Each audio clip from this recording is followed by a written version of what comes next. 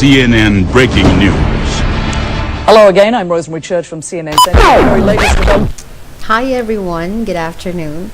Yes, I am testing something new today and I hope you like it. Yes, I am in my house, at my house rather, and the dogs are sleeping. But let me tell you something about my case study today, which is about Warner Brothers. So let's begin. I know that you've been seeing some videos about Warner Brothers, but let me tell you more about its history and at the same time the introduction to my case study. Now, Warner Brothers is a global leader in all forms of entertainment and their related businesses across all current and emerging media and platforms. The fully integrated broad-based studio is an entertainment industry leader. That's why I picked it. From feature film, television, and home entertainment production and worldwide distribution to DVD, that's my neighbor, digital distribution, animation, comic books, video games, product and brand licensing, international cinemas, and even broadcasting. Now, as one of the major film studios, it is a subsidiary of Time Warner with its headquarters in Burbank, California, and New York City, where I live. Now, Warner Brothers has several subsidiary companies, including Warner Brothers Studios, Pictures, Interactive Entertainment, Television, Animation, Home Video, New Line Cinema, the WB.com, and DC Comics. Now, Warner owns half of the CW television network.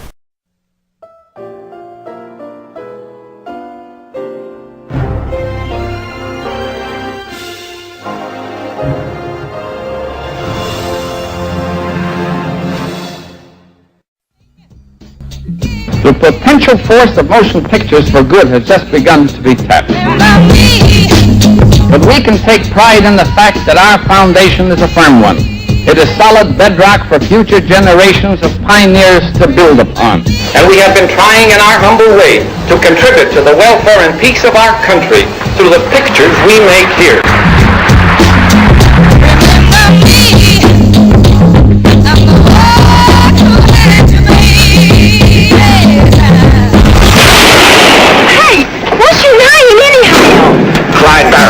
Warner Brothers, one of Hollywood's most famous studios, was founded in 1923 by four actual brothers, Jack, Sam, Harry, and Albert Warner. Now, the first major star of the studio was a dog, Rin Tin Tin, believe it or not. The canine actor is credited with saving the studio from bankruptcy. Well, I have 4 dogs. Well, make it 3. I have 3 dogs, so I'm pretty safe financially. The siblings never seemed to get along with each other, but Warner Brothers Studios managed to produce some of the most memorable movies in the history of Hollywood, including the world's first talkie with Al Jolson, the jazz singer. Let's listen to him first. This one was in 1927.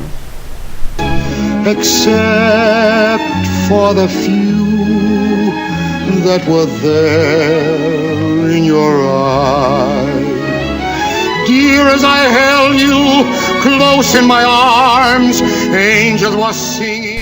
Now, Warner Brothers Cartoon Studio began modestly in 1930 under the management of Leon Schlesinger. The studio gave birth to a new wave of insane cartoons that capture the hearts and funny bones of fans around the world. The studio was bought outright by Warner Brothers in the mid-1940s, and in subsequent decades, characters such as Bugs Bunny and Daffy Duck and even Porky Pig became central figures of the company's image. Where MGM went in for bright, colorful musicals, Warner Brothers preferred black and white and gritty, realistic dramas. In later years, Warner Brothers brought us Marlon Brando in A Streetcar Named Desire in 1951. It won the Pulitzer Prize, the Critics' Award, the most revealing play ever written. New York, London, Paris, Brussels, Rome, all cheered it. It's an even greater motion picture.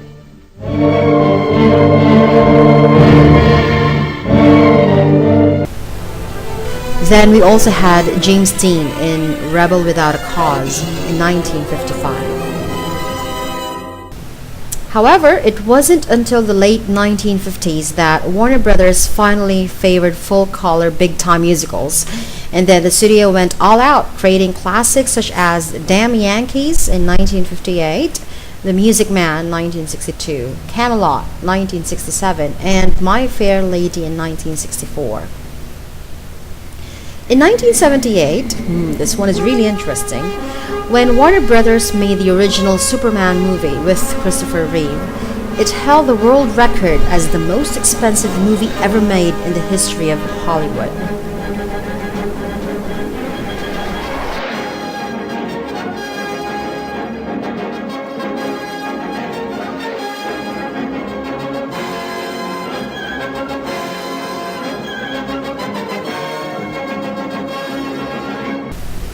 In 2001, the studio broke all records with the opening of Harry Potter and the Sorcerer's Stone, based on the popular book about a boy wizard, and are currently working on the 6th Potter film. I think it's the 7th already, which is Half-Blood Prince Part 2. With a $967 million take, Sorcerer's Stone turned out to be the second highest grossing movie of all time, behind only Titanic. And the Potter series has become the biggest movie franchise of all time. At the same time, the studio started another hit franchise with a hugely successful Lord of the Rings trilogy. In September 2007, the Harry Potter franchise became the most successful motion picture franchise of all time based on worldwide box office receipts. 5 Harry Potter films have been released, again, make it 6, and the 7th is slated for release in 2010, I guess, but I'm not really sure. Let me call Harry myself later. Now, the studio has prospered in television as well. In fact, 2 of Warner Brothers' recent releases, Maverick with Mel Gibson and Wyatt Earp with Kevin Costner, harken back to the studio's early days in TV. In 1993, Warner Brothers ranked as the largest supplier of TV programs in Hollywood, producing hit sitcoms such as Murphy Brown, remember that, and Full House, not the Korean version, it's different, as well as action programs such as Lois and Clark, The New Adventures of Superman. In January of 2000, Warner Brothers was purchased by America Online, or AOL, in what was the largest merger in history.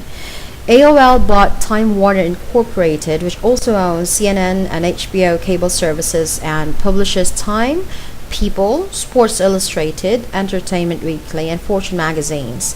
AOL already owned Netscape, CompuServe, and MoviePhone. Do you know how much the deal was? It was $163 billion only. Okay, fine. It's a big amount. Yes, it is.